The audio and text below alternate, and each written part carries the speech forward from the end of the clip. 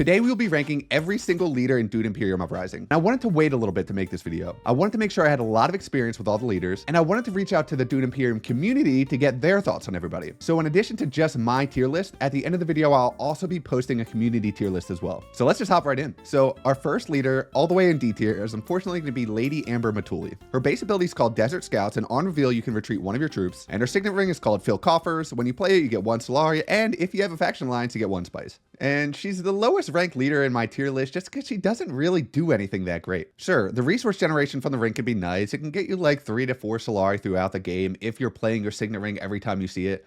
But you're really not even incentivized to play the signet ring that much because it isn't doing that much for you. Of course, it does help getting your Swordmaster or your High Council seat a little bit earlier, but I just don't think it's impactful enough to really matter. And I will say, the passive isn't that bad. It's a lot harder to come by troops in Dune Imperium Uprising, so anything that lets you conserve them between rounds or get more troops is gonna be inherently more powerful. But with all that said, Lady Amber Matuli still isn't very good. You do have to decide on that troop withdrawal at reveal. So if you're one of the first people revealing, you have less information to make that decision with. And she's just pretty boring to play. She doesn't do anything that cool. I don't enjoy playing her. I don't think she's very good, and that's why she's in D tier. And now our next leader joining the tier list is going to be Staban Tuic in C tier. They are the most complicated leader in the game, so it is a little disappointing to stick them so low, but I do think it's justified. So their base ability, first of all, it makes it so that you have to start your game without diplomacy in your deck. And the second part of the base ability is called Smuggle Spice. Whenever another player sends an agent to a maker board space you are spying on, you get 1 Spice. And the signet ring lets you put a spy anywhere on the board, which is really good. And if you place it on a green spot, you can pay 1 Spice to gain 3 Solari, or if you put it on a faction spot, you can pay 2 Solari to get 1 entry card. And honestly, the abilities are pretty good. It's the drawback of not starting with diplomacy that really just drops the bond so far. I've talked before about how important it is to get your faction points. If you get a friendship with every faction, that's 4 free points every game. It's so hard to win without those. And the problem with Staban is they are so incredibly dependent on that opening Imperium row and whether or not you can get more faction access in your deck. Staban either wants faction access or spy access.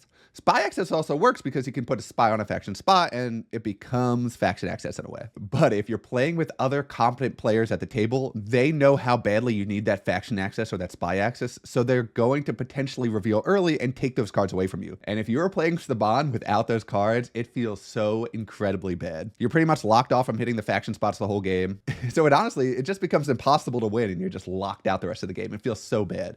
And good players are going to do this to you. They are. So if you pick Staban, you pretty much have to early reveal round 1 in order to get one of those cards you need. And even then, someone else can early reveal before you. So it's not even guaranteed with the early reveal. And I don't think Staban is good enough to justify early revealing on your first action without sending a single agent in order to get one of those cards. Additionally, all of the cards Staban wants, these spy access cards, the faction access cards, other people want them as well. So they don't even have to go that far out of the way to block Staban. They want those cards anyway. So not only does it enable them to get those good cards, but they're also hurting someone else in the process. So it's a win-win. So your opponents are going to be incentivized to do it more often. On the flip side though, Staban arguably has the best resource generation of any other leader. Worms are such a big part of Dune Imperium Uprising that people are going to be hitting Haga Basin like every single turn. So if you can get an early spy on the Haga Basin, that can easily end up being 5-6 spies throughout the game. And that's a lot of resources to get for free. Additionally, using your ring to put spies on green spots to sell for Solari enables you to get very, very early Swordmaster, early High Council seat, which can just catapult your game. It enables you to buy much more expensive cards, unless you get a lot more action efficiency, but that action efficiency only matters if you have good cards. So if you can get that early Swordmaster, that's great, but the value definitely drops if you don't have the cards to support it. I personally do not think the strengths of Staban outweigh the volatility of not getting that good card. That's why I'm dropping them down to C. I think it is very hard to succeed with Staban. That said, it's still early. Maybe there'll be a big breakthrough in Staban gameplay that we're not seeing right now, but for the time being, I think they have to fall in C. Okay, our next member of the tier list is going to be Lady Jessica, falling in the B tier. And this is another complicated leader like Staban, and I don't think she's being played optimally right now, so I could definitely see her tier rising, but as she's being played currently, I think she has to fall in B. So Lady Jessica actually has 2 sides to her card. So the base ability is called Other Memories, and when you send an agent to a Bene Gesserit board space,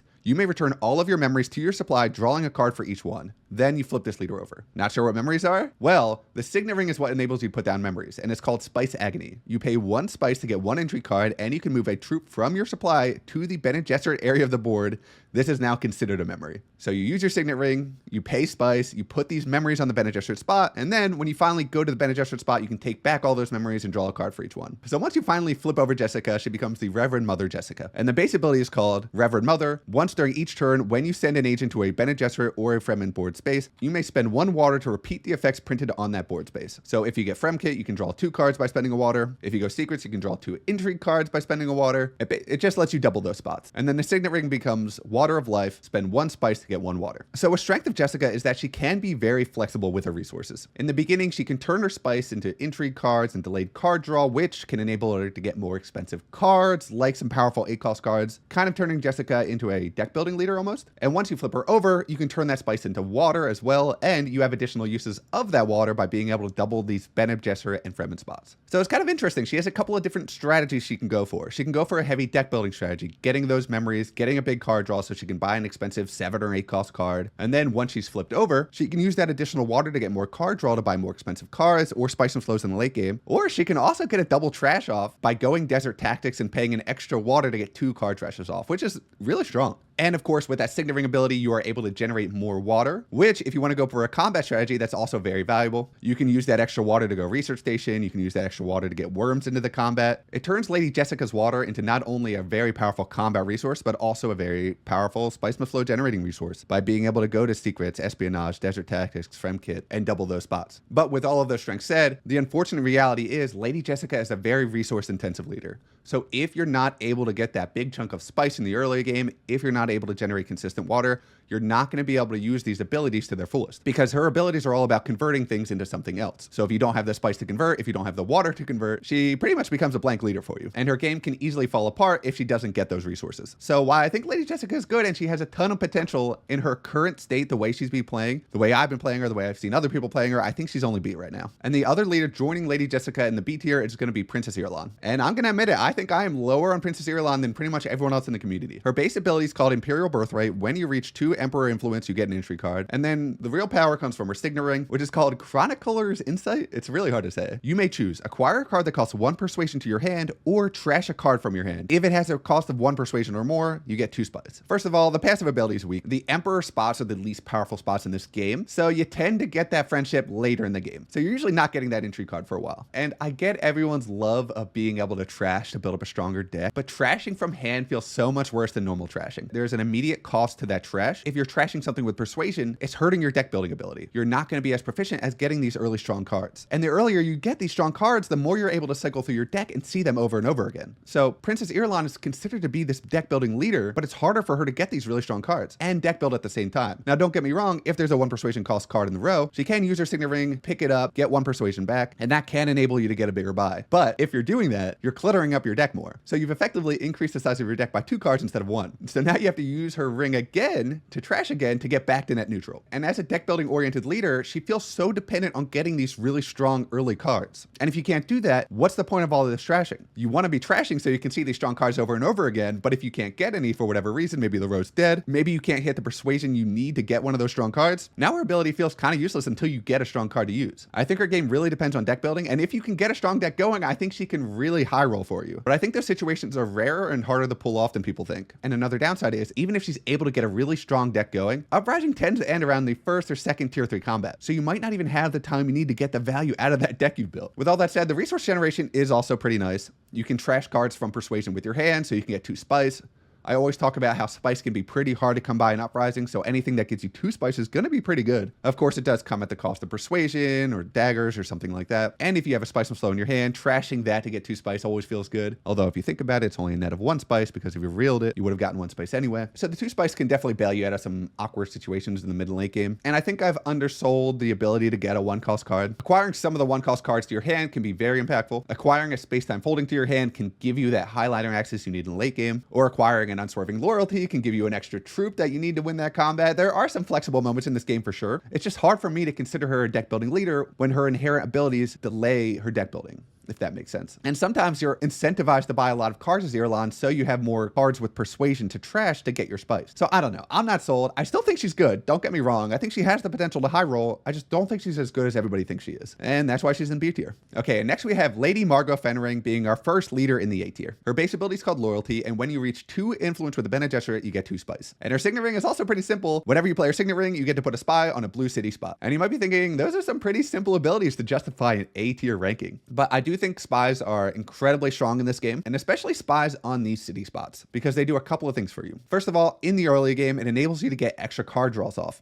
Remember, you can pull back a spy to get a card draw. So if you get an early spy on Arakeen, you can hit Arakeen, get 2 card draws. That can enable you to buy some really strong cards in the early game. And additionally, getting that extra cycling, when you get those strong cards, enables you to cycle back into those cards faster and play them more often. So there's a lot of good deck manipulation, deck building that Lady Margot can do with just the city spies. Additionally, as you move into the late game, a lot of these city spots tend to be filled up. Research Station especially, getting 2 troops for 2 card draws. It's a really strong combat spot. It can enable you to get Spice of Slows in the late game. So having the spies available in the late game to guarantee yourself a Research Station play can be huge. And if you're the first one there, getting 3 card draws out of Research Station is going to enable you to get Spice of Slow more than often. Additionally, getting a free source of spies from your signet ring can enable you to get much easier intrigue card synergies off, and it enables you to get some nice card synergies off as well. The Bene Gesserit operative card that lets you pull back a spy to get 2 troops, usually nobody else wants that. So if that's in the opening Imperium row and you pick Lady Margot Fenring, you're usually guaranteed to get that card. Nobody else wants it because no one else has the free access to the spies like Lady Margot does. And just getting that 1 card gives you so much combat potential over everybody else. Getting 2 troops for free is a huge deal. And you got to remember that all the city spots are combat spaces as well. So if you have a decent garrison at the end game, having a guaranteed way to put more troops into the combat is always going to be really good for you. And the base ability, although not insane, getting 2 spices is a pretty big deal in this game. So I'd say overall, her abilities are very good and they're simple, so it doesn't require too much crazy decision making to get the most value out of them. Her biggest weakness is going to be if the city spy spots all get clogged up during the game. There's only 3 of them, and other people like putting their spies on city spots as well. So if they get clogged up and you can't use them, it ends up feeling really bad, and now you're pretty much playing a blank leader. But otherwise, she's usually pretty flexible. Usually there are other spots people want to put their spies more than on the city spots,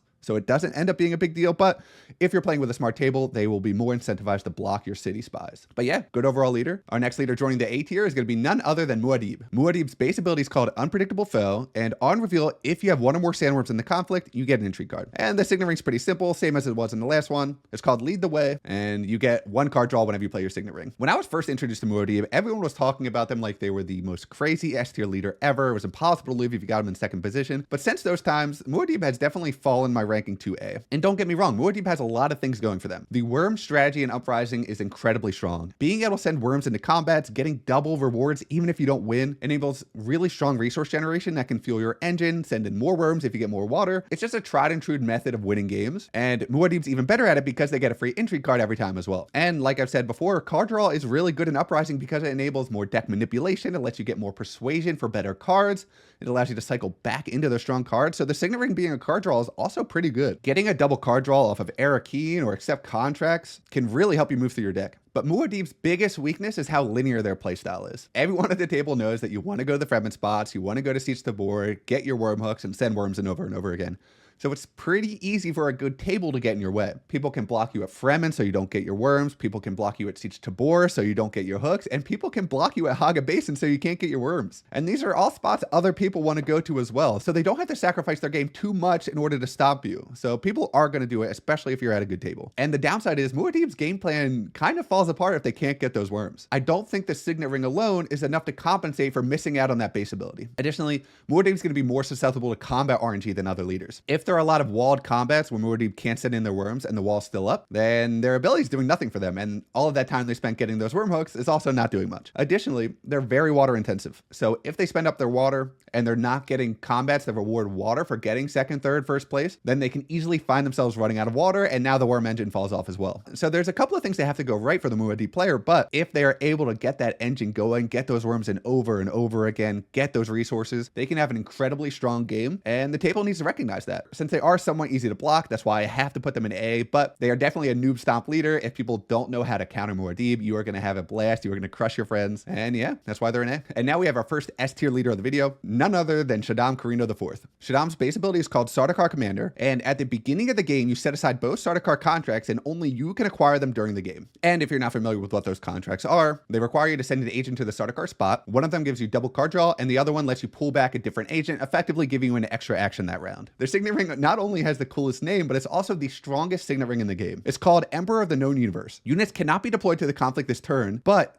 it'll give you 1 Solari and a troop, or you can pay 3 Solari to get a faction bump of your choice. It's so incredibly strong. First of all, it's great Solari and troop generation. It's immediately better than Lady Amber Matuli's ring because it actually gives you a troop instead of just the Solari. And being able to buy faction bumps in this game is so huge. Faction bumps are much harder to come by in Uprising. You really have to plan efficiently in order to get your friendships throughout the game. And Shaddam is just so much better at it than everybody else because they're able to get these bumps with their ring. The general strategy for a Shaddam player is going to be hit deliver supplies twice, go to Deep Desert to collect like 6 or 7 spice, and then since they hit deliver supplies twice, they can go to shipping, use that spice they got from the Deep Desert, and if they go there with their ring, they get 2 bumps because they get 1 bump from shipping by itself, and then they can also pay the 3 Solari to get another bump. When you consider that a friendship is 2 faction influence, sending your ring to shipping becomes a 1 victory point play every time, which is so incredibly good. Shaddam is the best faction climber in the game. They can easily get 5 to 6 victory points from factions, from friendships and alliances, and if you consider that they're generating all this extra Solari, it makes it much easier to get their Swordmaster, much easier to get their High Council seats so that they can get Spice Miss flows. If Shaddam's allowed to do what they want to do, they can play their own solitaire kind of game, they can avoid getting involved in combats, and they can easily get 1st or 2nd place in most games. Shaddam is a really strong counter meta pick when you consider how strong worms and combats are in Uprising. A leader that benefits without even having to get involved in the combats is going to be even stronger because of that. But the major weakness of Shaddam is if they're blocked. If they're blocked, their game goes from being insanely good to dropping off precipitously. Shaddam players do have routes of getting around that block. It makes their life a little bit harder, and it does balance them. And another weakness is their ring can be a little bit awkward, not letting you send troops into combat. It can feel really bad if you have to hit research station with your ring and you can't send those troops in. But I think Shaddam's strengths outweigh their weaknesses, and the fact that they are a non-combat oriented leader that can win games just makes them incredibly strong in this meta. If people don't know to block you at deliver supplies and block you at shipping, you are going to have the time of your life. And now the next member of our S tier is going to be Fader Alpha Harkonnen. Their base ability is called Devious Strength. It lets you pull back 1 spy to get 2 swords. And their signet ring is called Personal Training. Whenever you play your signet ring, you get to move your Fade token 1 space to the right on your trading track, earning the reward of the new space. So the first time you play your ring, you can either grab a spy or you can pay 1 Solari to get a trash. The second time you can get a trash, and so on and so forth. Important to keep in mind that once you hit the end of the track, the signet ring no longer does anything anymore. You don't just get to keep getting the spy and the troop over and over again. That was a mistake I made when I first started playing the game. But Fade is one of the leaders that rose in my rankings the most. I wasn't too impressed at first, but they are an incredibly good leader. So first of all, this passive ability is really good in the early and mid game. Getting 2 swords on reveal can get you really strong 2nd place rewards, or it can win you combats. And with your signet ring, you have a guaranteed way of getting an early spy down. I find that their personal track is very fun to play around with. It's not an obvious decision of which way you should go. If you want to go for a more deck building oriented strategy, you can go the trashing route.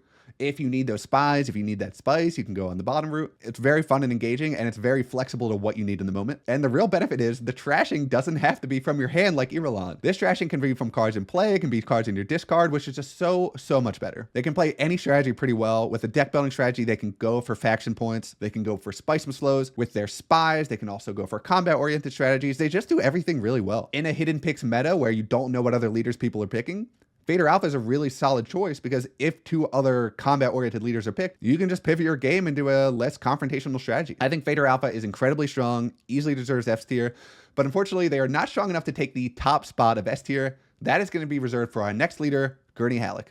Gurney Halleck's base ability is called Always Smiling. During reveal turn, if you have 6 or more strength in the conflict, you get 1 persuasion. And their signet ring ability is called War Master. It gives you 1 troop on play. So Gurney is an example of a leader who has both a really strong passive and a really strong signet ring, and they synergize together. Getting that extra troop from your signet ring makes it much easier to hit that 6 strength threshold so you can get that extra persuasion. And getting extra persuasion and extra troops throughout the games makes you really good at deck building, buying spice of slows, and doing well in combats. Gurney's a really solid all-around leader that can do everything. The passive ability makes it much easier to buy expensive cards in the early game, and if you get lucky, you can also get an 8-cost card in the beginning. Additionally, I've talked about it over and over again how hard it can be to get troops in Uprising, and Gurney's signaling ability of getting that extra troop might not seem like much, but an extra troop is so impactful in this game. I talked about how Lady Amber Matuli's withdrawing a troop ability is good because it helps you conserve troops. Gurney just gets that troop for free, and it can enable Gurney to go into combats over and over and over again because they have this extra resource of troops. Gurney's just really good at combat. They're really good at getting expensive cards. They can just do everything so well, and they're relatively simple, so it's not even that hard to do these things. They have no glaring weaknesses. They're just good all around. I love Gurney Halleck. They are the best leader in the game, the top of S tier. And that's the tier list. Here's the community tier list if you're curious what they thought. And here's Lannister's tier list as well if you're curious what his tier list is. Thank you so much for everyone in the community that contributed to the poll. Let me know if you disagree with me in the comments, and I hope you have a wonderful day.